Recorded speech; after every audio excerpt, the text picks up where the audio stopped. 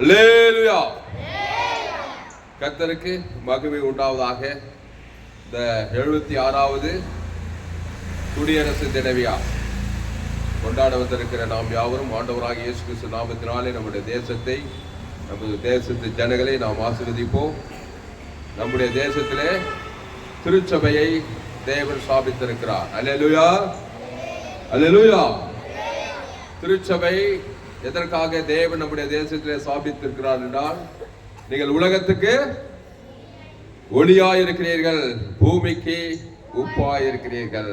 ஆமா, நாம் எல்லோரும் நாம் தேசத்துக்கு ஒளியாயிருக்க வேண்டும்.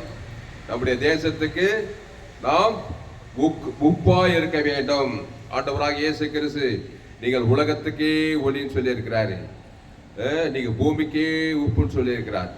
இந்த குடியரசு தினம்னா என்னன்னா, அதாவது அதுக்கு முன்னெல்லாம் மன்னர்கள் சர்வாதிகாரிகள் மாதிரி அவர்கள் ஆட்சி செய்திருந்த நம்முடைய தேசத்துல பெரிய பெரிய தலைவர்கள் எல்லாம் எழுப்பி மக்கள் தேர்ந்தெடுக்கப்பட்டு மக்களுடைய விருப்பத்தின்படி அவர்கள் தேர்ந்தெடுக்கிற ஒரு தலைவரை தேர்ந்தெடுத்து அவர்களை மன்னர்களாக வைக்க வேண்டும் என்பது நம்முடைய அரசாங்கத்தின் சட்டமாக ஏற்றப்பட்ட அது குடியரசு தினமாக இந்த குடியரசு தினத்தை நாம் கொண்டாடி வருகிறோம். அல்லேலூயா. ஆண்டவராக இயேசு கிறிஸ்து அதைத்தான் சொல்லுகிறார். அல்லேலூயா. நாம் எல்லோரும் மன்னர்கள், நாம் எல்லோரும் ராஜாக்கள். அதனால தேசத்தில் இருக்கிற ஒவ்வொருவரும் ராஜாக்கள், ராஜாத்திகள். அல்லேலூயா. ஆண்டவராகிய இயேசு கிறிஸ்து ராஜாதி ராஜா. இயேசுவை ஏற்றுக்கொண்ட ஒவ்வொருவரும் ராஜாக்கள், ராஜாத்திகள். எடுப்போம். வெளிப்படுத்தல் 1ஆம் அதிகாரத்தில், வெளிப்படுத்தல் 1:6.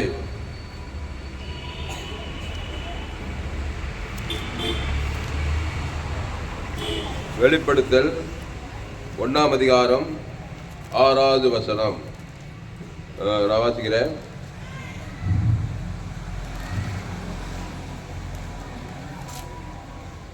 நம்மிடத்தில் அன்பு கூர்ந்து தமது இரத்தத்தினாலே நம்முடைய பாவங்களற நம்மை கழுவி தம்முடைய பிதாவாகிய தேவனுக்கு முன்பாக நம்மை ராஜாக்களும் ஆசார்களும் ஆக்கின அவருக்கு மகிமையும் வல்லமையும் என்றென்றைக்கும் உண்டாயிருப்பதாக.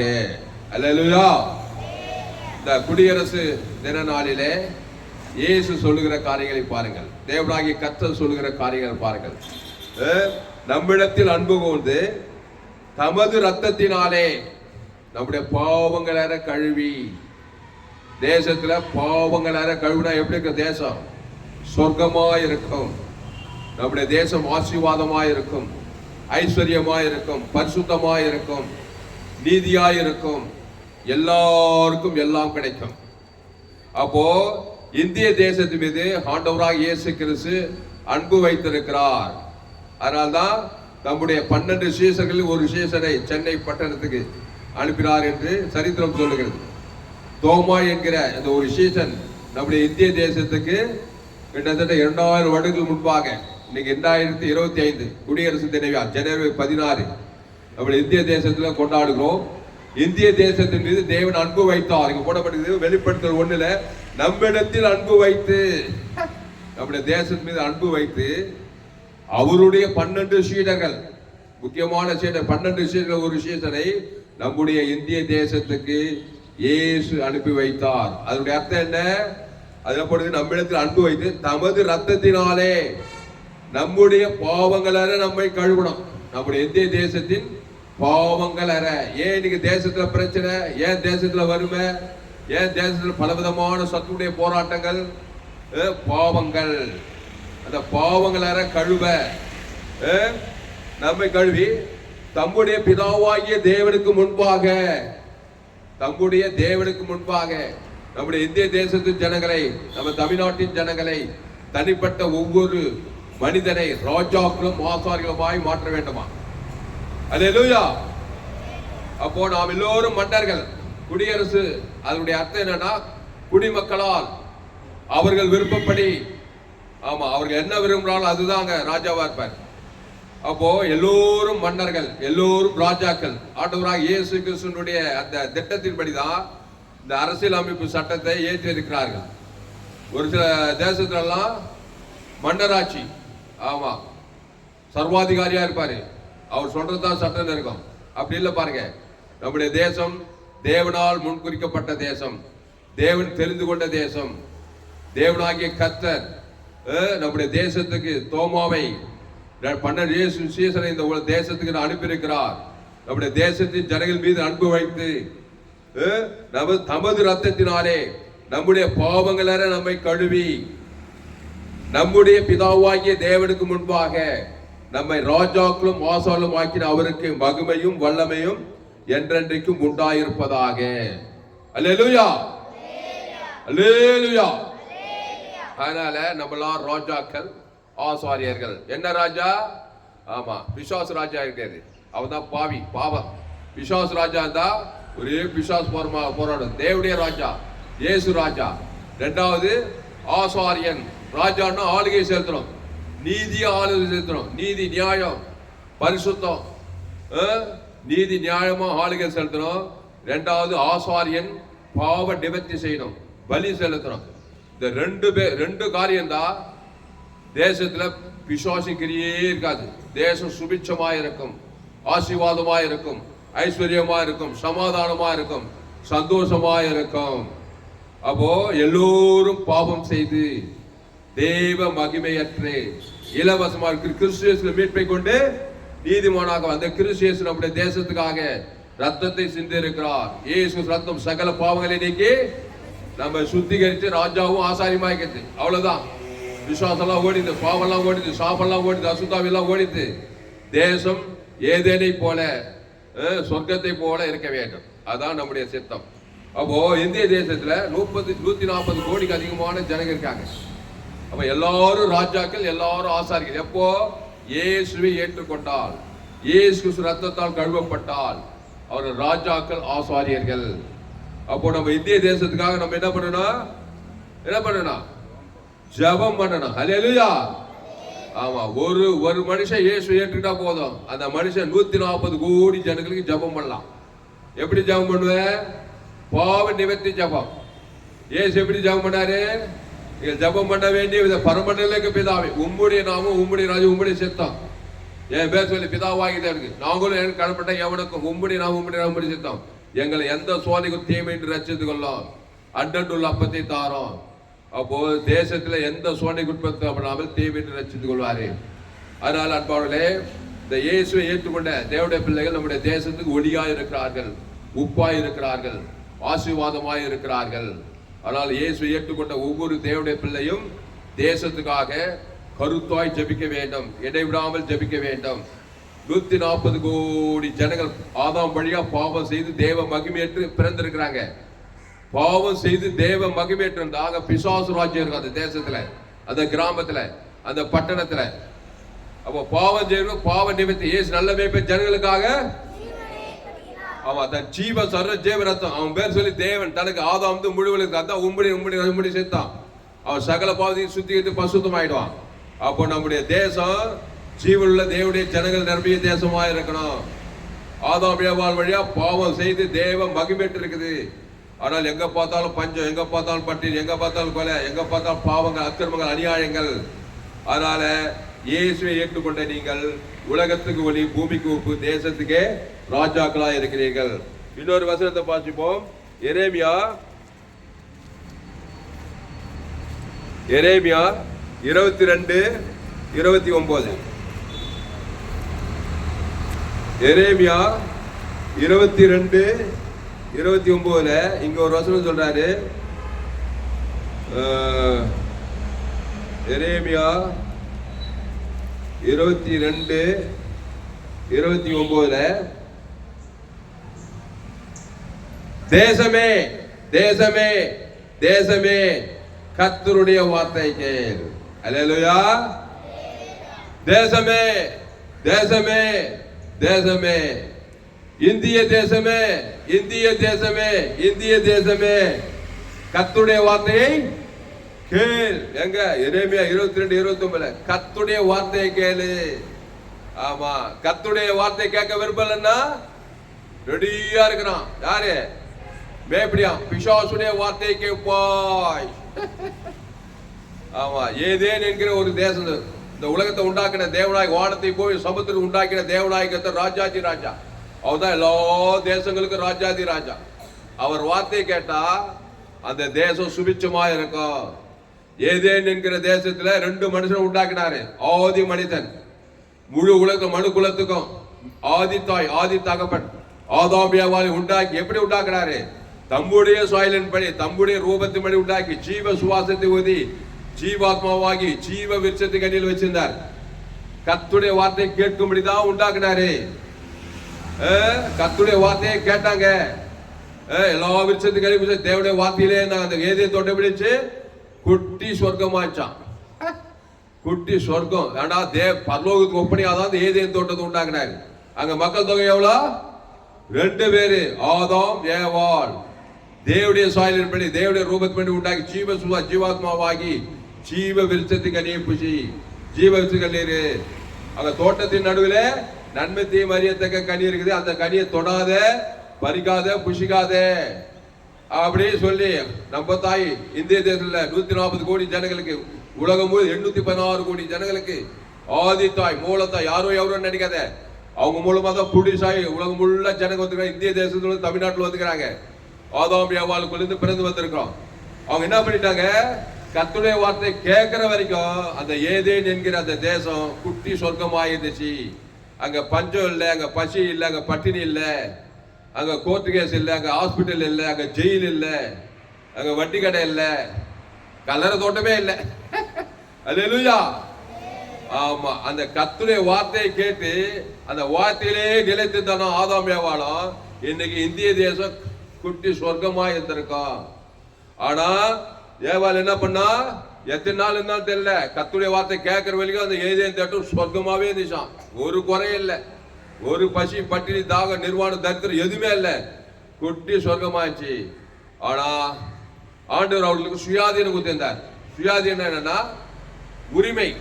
நீ தொடலாம், பறிக்கலாம், புசிக்கலாம். புசிக்காமல் தேவனுடைய வார்த்தையின்படி புசிக்காமல் இருக்கலாம். ஏன்னா அப்படிதான் உண்டாக்கணும். ரோபோட்டு மாதிரி உண்டாக்கல ஆதாம் ஏவாளை. அப்படித்தான் எப்படி இயந்திர மாதிரி இருந்திருப்பான் மனுஷன், நல்லா இருந்திருக்காரு. அவனுக்கு சுயாதீனம் கொடுக்கிறாரு.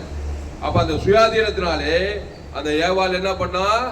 தேவனுடைய வார்த்தையை விட்டுட்டு ஒரு நாள் பிசாசு வார்த்தை கேட்க ஆரம்பிச்சான். பிசாசு என்ன பண்ணா? தோட்டத்தின் நடுவில் நன்மை தீமை கனி புசி, அது புசிக்கும் போது தேவனை போல மாறின்னு சொல்லி அந்த கனியை புசிக்க வச்சுட்டான். அந்த கனியை புசிக்க நான் என்னாவ சாகவே உனக்கு பூமி சபிக்கப்பட்டு முள்ளு குழுக்கும் முளைப்பிக்கும். சரி, என்ன பண்ணா? அந்த ஏவாளே பிசாசை பழகிட்டு பிசாசு பார்த்து கேட்டு அந்த கனியை புசிட்டுட்டா. அப்புறம் ஆதாமுக்கும் கொடுத்தா, அவனும் புசிட்டான். அன்னைக்கு வந்ததுதான் தேசத்துல, அன்னைக்கு வந்துதான் சாபம், அன்னைக்கு வந்துதான் மரணம், அன்னைக்கு வந்துதான் வியாதி, அன்னைக்கு வந்துதான் எல்லா கேடுபாடுகளும். அப்போ நம்ம தேசத்துல ஆதி தாய், ஆதி மனுஷன் என்ன பண்ணிக்கிறான்? கர்த்தருடைய வார்த்தையை விட்டு பிசாசு வார்த்தையை கேட்டு இருக்கிறாங்க. அதனால அன்பாவிலே இப்ப என்ன சொல்றாரு? மீண்டுமாய் நம்முடைய தேசம் ஏதேனை போல மாறணும்னா இங்க வருது எரேமியா 22:29 தேசமே தேசமே தேசமே கர்த்தருடைய வார்த்தையை கேள். அவ்வளவுதான். கர்த்தருடைய வார்த்தை ஜீவ வார்த்தை. இயேசு கிறிஸ்துக்குள் என்ற வாக்குத்தத்தம், தேவ நீதிக்கு ஊழியர், பரலோக ராஜ்யம். ஆதியிலே வார்த்தை இருந்தது, அந்த வார்த்தை தேவனிடத்தில் இருந்தது, அந்த வார்த்தை தேவனாய் இருந்தது, அந்த வார்த்தை மாம்சமாகி கிருபையும் சத்தியம் நமக்குள்ளே வாசம் பண்ணி. கர்த்தருடைய வார்த்தையான இயேசுதான், வேற யாரும் இல்லை. அந்த இயேசு ராஜாதி ராஜா, கர்த்தாதி கர்த்தா. அவர் ராஜ்யம் பண்ணார்னாக்கா தேசம் சுபிச்சமா இருக்கும்.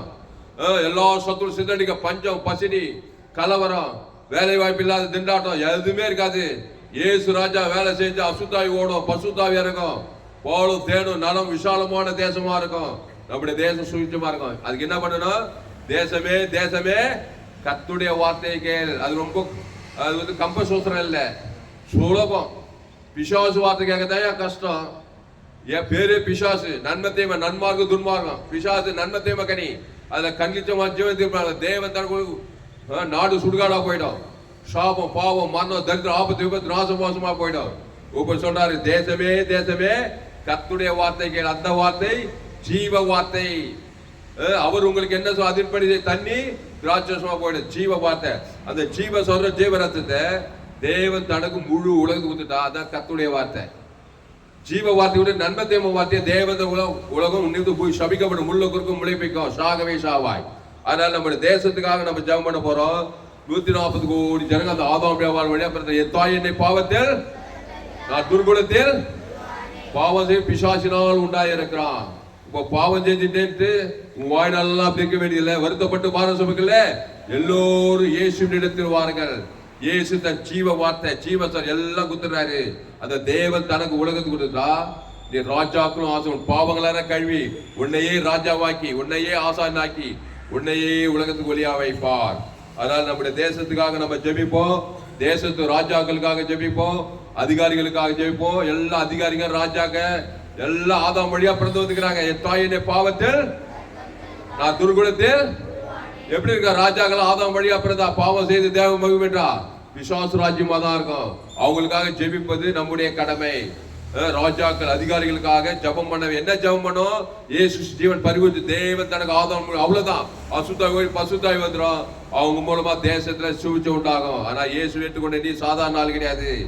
தேசத்துக்கே ஒளி. நீ தான் மெய்யான ராஜா, ராஜாதி ராஜா, ஆசாரியன், ஒரு ராஜா, ஒரு இயேசு ராஜா. தேசத்துக்காக ஜீவ சர்ற ஜீவரத்னம் தேவன் தனக்கு ஒரு அசுத்தத்தை பசுத்தாய் இறக்கி மாபெரும் சுவிசேஷத்தை உன்னால கொடுக்க முடியும். அதான் நம்முடைய ஆண்டவராக இயேசு கிறிஸ்து. அடுத்து ஒரு வசனத்தோடு வாசிப்போம். யோவேல் 2:21. யோவேல் 2ஆம் அதிகாரம் 21வது வசனம். தேசமே தேசமே கர்த்தருடைய வார்த்தையை கேள். கர்த்தருடைய வார்த்தை கேட்க விருப்பம் இல்லைன்னா நீ என்ன பண்ற? நியூட்ரலா இருக்குது இல்ல, பிசாஸ் வார்த்தை கேட்கிற. தேசம் நல்லா இருக்காது, இன்னும் நிலைமை மோசமா போயிடும். பிசாஸ் வார்த்தை கேட்க பிசாசு திருடவும் கொல்லவும் அழிக்க வருகிறானே என்று வேறு நாடும் அவைகளுக்கு ஜீவன் உண்டாயிருக்கவும் அது பரிபூர்ணப்படவும் வந்தே சொல்லி இருக்கிறாரு. அதனால ஜீவன் ஜீவ விருட்சத்துக்கு இல்லவா, நன்மை தீமையில போவாத. அதான் பிசாஸ் ஏவாள் கிட்ட சொன்னான், நன்மை தீமை நன்மார்க்கு துன்மார் பிசாசு வார்த்தை. உணர்ந்து பூமி சபிக்கப்பட்டிருக்கோம், தேசம் சபிக்கப்பட்டிருக்கோம். யுத்தம் ஓயாது, சாபம் ஓயாது, மரணம் ஓயாது, தரித்திரம் அவமானம் வெக்கம் நெந்த கிராமங்கள்ல பட்டணங்கள்ல தேசங்கள்ல எல்லாரும் ஆதாம் ஏவாள் வழியா வந்து பிசாசு வார்த்தை கேட்கிறபடினாலே அங்க என்ன இருக்குது? பிசாசின் ராஜ்யம் இருக்கிறது. இப்போ எல்லாரும் கர்த்தருடைய வார்த்தையை கேட்க வேண்டும். அந்த வார்த்தை தேவ நீதி உயிர்த்தெழுமா இருக்கிறது. அவரே ஜீவ வார்த்தையா இருக்கிறார். இப்போ யோவேல் 2ஆம் அதிகாரம் 21வது வசனம். தேசமே படிய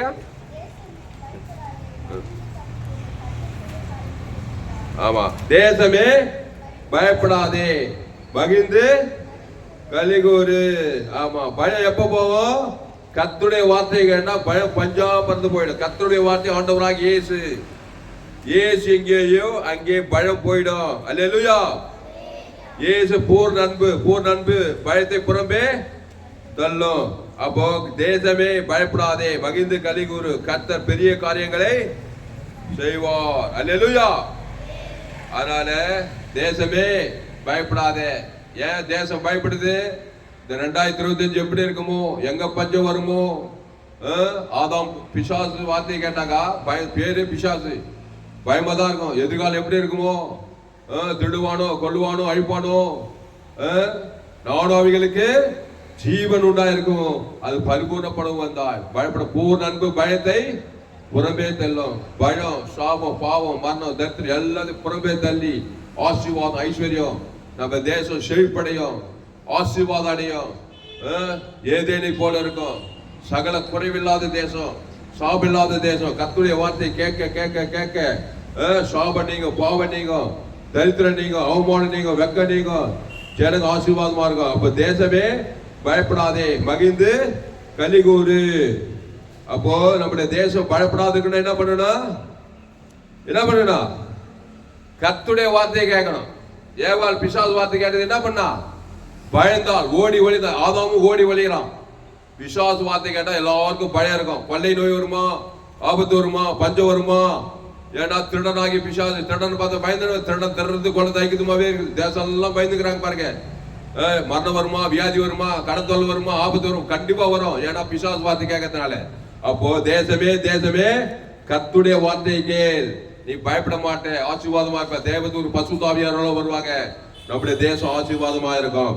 அப்போ தேசமே பயப்படாதே, மகிழ்ந்து கலிகூறு, கர்த்தர் பெரிய காரியங்களை செய்தார்.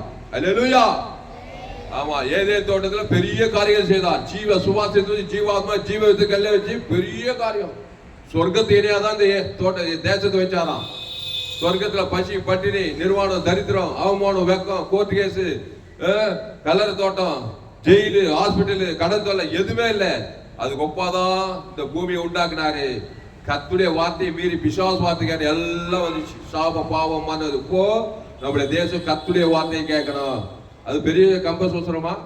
பிசாசு வார்த்தை கேட்க பெரிய பிசாசு வார்த்தை தேசம் கடினமா இருக்கும், சாபமா இருக்கும், பாவமா இருக்கும், மரணம் தரித்திரம் அவமானம் வெக்கமா இருக்கும். கர்த்தருடைய வார்த்தை கேட்டா அப்படியே ஆசீர்வாதம் ஐஸ்வர்ய சமாதானம் சந்தோஷம். கர்த்தர் பெரிய காரியங்களை செய்வார். அடுத்து ஒரு வருஷத்தோடு வாசித்து முடிப்போம். தேசமே பயப்படாதே, என்ன பண்ணனா கர்த்தருடைய வார்த்தை, அந்த வார்த்தை மாம்ச கிருபை சக்தி தான் நமக்குள்ளே வாசம் பண்ணினார். பிசாசு பாவ சாபம் எல்லாம் கேடு பழகுது. அப்போ கர்த்தருடைய வார்த்தையை கேட்க வேண்டும். ஆதியாகமம் 12ஆம் அதிகாரம் 7வது வசனம். ஆதியாகமம் 12:7. யாராவது எடுத்து சத்தமா வாசிங்க.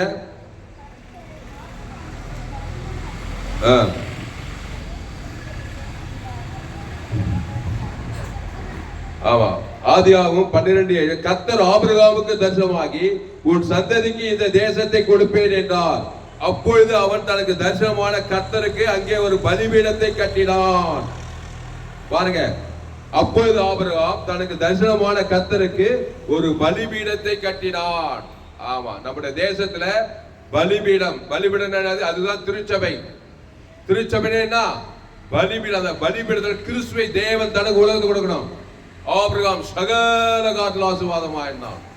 ஆபிரகாம் சீமானாய் இருந்தான். ஆபிரகாம் ஆதாம் ஏவாள் வழியா பிறந்து வந்தவன். அவன் கர்த்தருடைய வார்த்தை கேட்கிறான். பாருங்க, கர்த்தருடைய வார்த்தையில் ஒரு பலிபீடத்தை கட்டினான். பலிபீடம் இயேசு பலி, ஜீவ பலிபீடம். ஜீவ வார்த்தை கேட்டான். அவன் மகிழ்ந்து களி கொண்டான், ஆசீர்வாதமா இருந்தான். அதே ஆபிரகாமை போல நாமும் பலிபீடம், ஆண்டவராக இயேசுவை தேவன் தனக்கு உலகத்தை, அதான் கர்த்தருடைய வார்த்தை கேட்பது. பலிபீடத்துல சாப பாவம் மன எல்லாம் முறிக்கப்படும். ஆபிரகாம் சபிக்கப்பட்டவனா இருந்தான், ஏதோ தேவர்களை வணங்கி நின்றான். இயேசு ஏற்றுக்கொண்டான், மெய்த யெகோவா தேவன் என்று பலிபீடத்தை கட்டினான். அவன் கதையை வாசித்து பாருங்க, சகல காத்துல ஆசீர்வாதம். 100ஆவது வயசு 90ஆவது வயசு ஸ்ரீகள் வழிபாட்டு நின்று போட கூட புள்ள பறக்குது. சகல காத்துல ஆசீர்வாதம். சீமானா ஆடுகள் மாடு ஒட்டு சீமானா இருந்தான் சொல்லப்பட்டிருக்குது. அந்த ஆபிரகாமை போல நம்முடைய தேசத்தின் ஜனங்கள் கர்த்தருடைய வார்த்தையை கேட்டா பலிபீடம். நானும் கர்த்தராகிய இயேசு சிலுவை குறித்து இல்லாமல் வேறொன்றை குறித்து மேன்மை போராட்ட மாட்டேன். சிலுவையில ஜீவ சர்வ ஜீவ இயேசு சாப்பிட வார்த்தை கொடுத்திருக்கிறாரு. ஆபிரகாம் சீமானாய் இருந்தான். அவன் சதி ராஜாக்கள் தோன்றுவார்கள் சொல்லப்பட்டிருக்குது. அந்த ஆபிரகாம் ராஜாக்கள் வந்தார்கள் சொல்லப்பட்டிருக்குது. அதனால ஆபிரகாமை போல நாம் கர்த்தருடைய வார்த்தை கேட்டு பலிபீடத்தை கட்டினான். என்ன சொல்றாரு? கர்த்தர் ஆபிரகாமுக்கு தரிசனமாகி இந்த சந்ததிக்கு, உன் சந்ததிக்கு இந்த தேசத்தை கொடுப்பேன் என்றார். அப்பொழுது அவன் தனக்கு தரிசனமான கர்த்தருக்கு அங்கே ஒரு பலிபீடத்தை கட்டினான். அடுத்து ஆபிரகாம் ஆதியாகமம் 15:7 இங்க ஒரு வசனத்தை வாசிப்போம். ஆதியாகமம்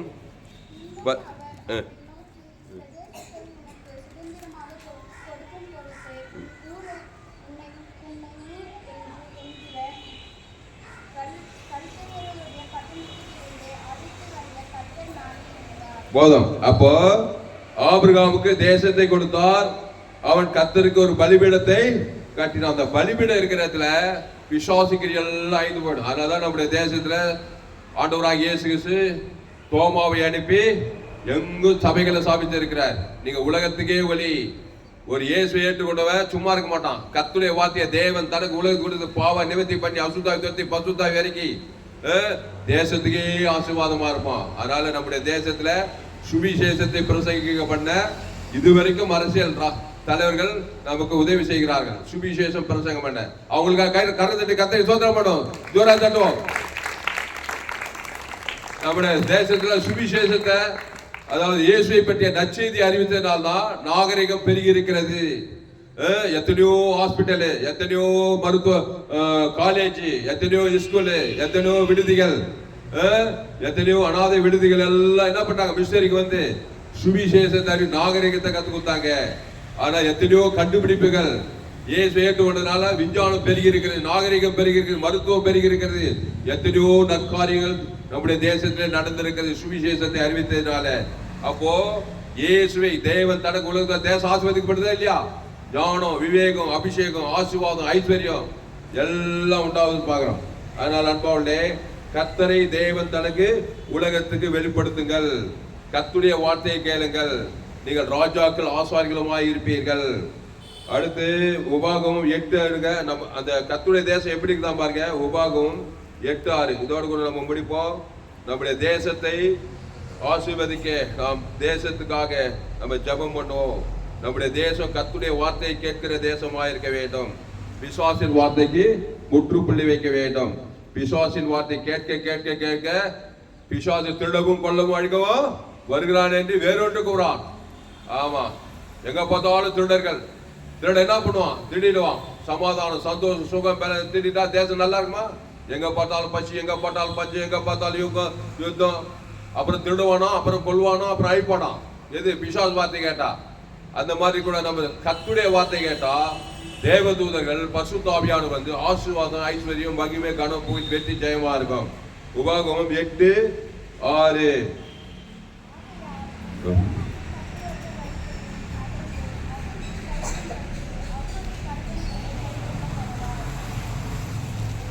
உபாகமம் 8ஆம் அதிகாரத்துல பாருங்க. ஆகையால் உன் தேவனாகிய கர்த்தருடைய வழிகளில் நடந்து அவருக்கு பயப்படும்படிக்கு அவருடைய கற்பனைகளை கைக்கொள்ள கடவாய். பாருங்க, உன் தேவனாகிய கர்த்தருடைய வழிகளில் நடந்து. கர்த்தருடைய வழியில நடக்க விருப்பம் இல்லைன்னா நீ நியூட்ரலா இருக்க மாட்ட, பிசாசின் வழியில போவ. அதான் ஏவாள் போனா. பிசாசு வழியில போய் நன்மை தேவை கனிய புஷித்து சாகவே சேர்த்தா, புருஷனும் கொடுத்தா.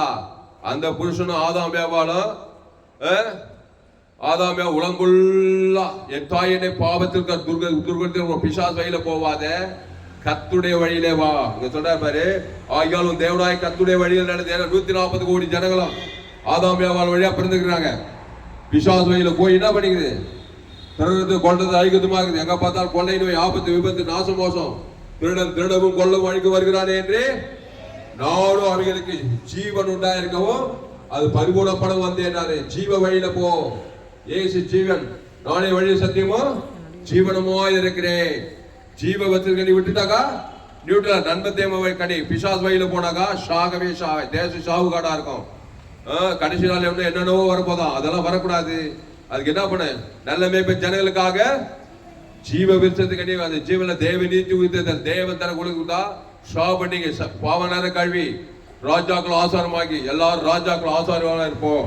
ஆகியால் உன் தேவனாகிய கர்த்தருடைய வழியில் நடந்து அவருக்கு பயப்படும்படிக்கு அவருடைய கற்பனைகளை கைக்கொள்ள கடவாய். அதனால வர விளைவு பாருங்க. உன் தேவனாகிய கர்த்தர் உன்னை நல்ல தேசத்தில் பிரவேசிக்க பண்ணுகிறார். கர்த்தருடைய வார்த்தையை தேவன் தனக்கு 140 கோடி இயேசு பரிவர்த்தனை கொடுத்த பசுத்தாய்வண்டா நல்ல தேசம், ஆசீர்வாதமான தேசம், ஐஸ்வர்யமான தேசம், சமாதானமான தேசம், திருறது கொன்றது ஐக்கியத்து இல்லாத தேசம். அது சோழிய தேசம், பாலும் தேனும் ஓடு நல்ல விசாலமான தேசமா. ஒரு தேவனாகிய கர்த்தர் உன்னை நல்ல தேசத்தில் பிரவேசிக்க பண்ணுகிறார். அது பள்ளத்தாக்குகளிலும் மலைகளிலும் இருந்து புறப்படுகிற ஆறுகளும் ஊற்றுகளும் ஏரிகளும் உள்ள தேசம். அது கோதுமையும் வார்கோதுமையும் திராட்சை செடிகளும் அத்தி மரங்களும் மாதுளம் செடிகளும் உள்ள தேசம். அது ஒலிவ மரங்களும் எண்ணெயும் தேனும் உள்ள தேசம். அது தாய்ச்சி இல்லாமல் அப்பம் புசிக்கிறதும் ஒன்றும் உனக்கு குறைவுபடாதமான தேசம். அது கல்லுகள் இரும்பாய் இருக்கிறதும் செம்பு வெட்டி எடுக்கப்பட மலைகளும் உள்ள தேசம். ஆகியால் நீ புசித்து திருப்தி அடைந்திருக்கையில் உன் தேவனாகிய கர்த்தர் உனக்கு கொடுத்த அந்த நல்ல தேசத்துக்காக அவரை சோத்தடிக்க கடவாய்.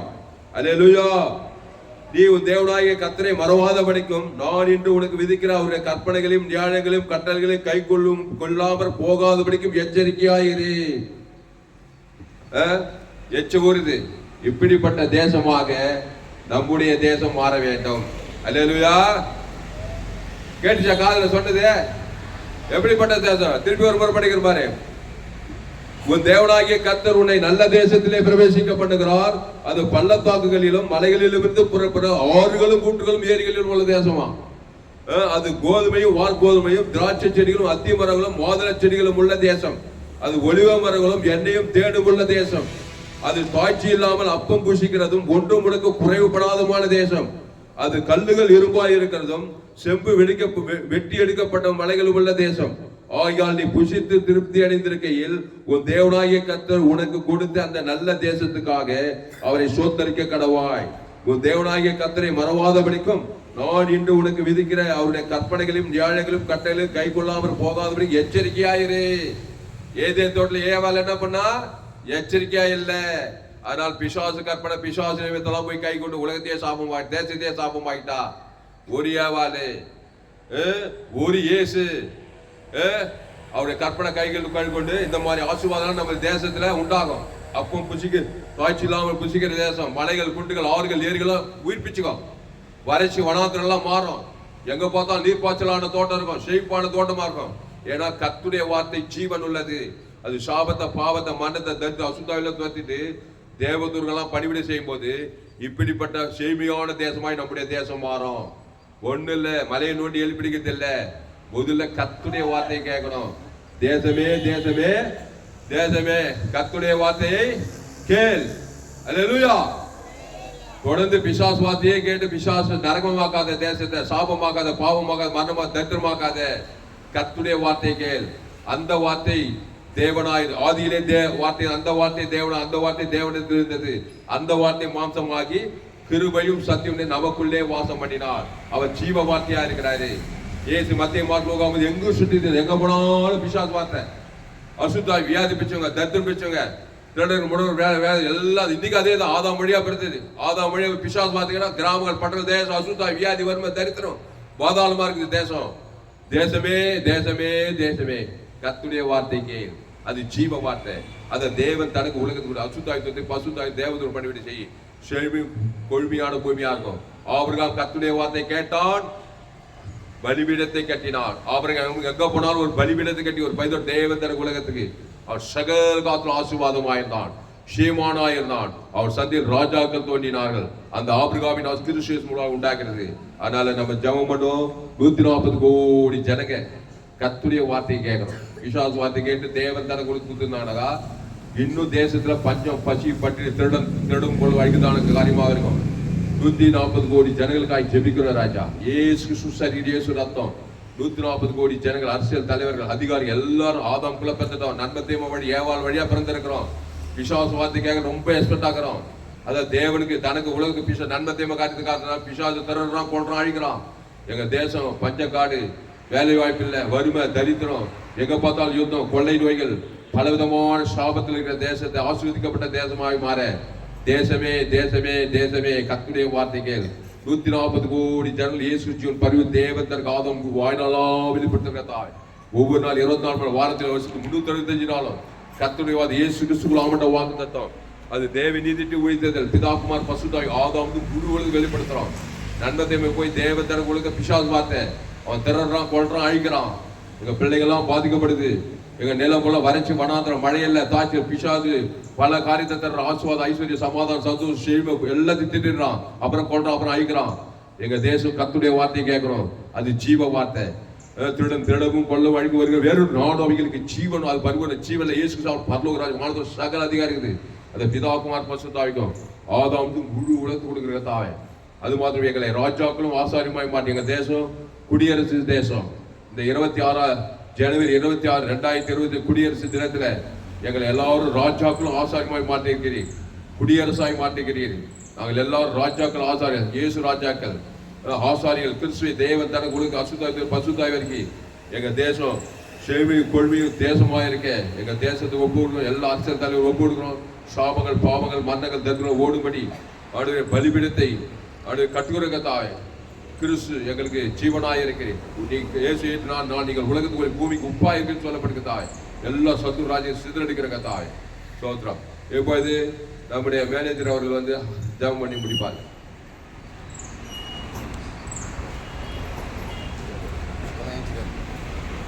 செய்வோம். மகா இருக்கமும் மிகுந்த கிருபையுள்ள பரலோக பிதாவே, நன்றி ஆண்டவரே. ஆண்டவரே, இந்த நாளுக்காய் கோடி சோத்திரம் ஆண்டவரே. ஆண்டவரே, இந்த ரிபப்ளிக் ஆண்டவரே நாங்கள் செலிப்ரேட் செய்ய ஆண்டவரே, உங்களுடைய வார்த்தை ஆண்டவரே நாங்கள் இங்கே பகிர்ந்து கொள்ள கிருபைக்காய் கோடி சோத்திரம் ஆண்டவரே.